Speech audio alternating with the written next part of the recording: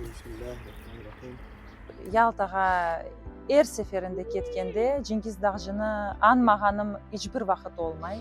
Ve bugün böyle bir acayip güzel bir takımla bizler onun doğan, yaşayan köyüne geldik. Kızıltaş gerçekten de onun romanlarda yazganı gibi muhteşem bir yer. Gelin Haya'nın tepesine çıktık, muhteşem Gurzuf, Ayudağ manzaralarını gördük. Pek ilhamlandık, düşündük, Cengiz Dağcı'nı hatırladık, laf ettik.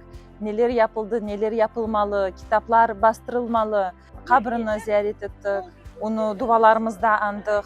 Sıratellezine en'amte aleyhim gayril mağdubi aleyhim veleddallin. Amin. Yaşayan evine geldik.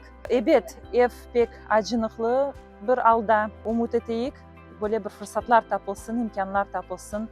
Bu evini belki elimizge geçirip, onu satın alıp, Cengiz Dağcı'nın hatırasına layık bir mekan bu yerde yapayıq. O diqqatga layık bir şahıs, dünyada belli bir şahıs.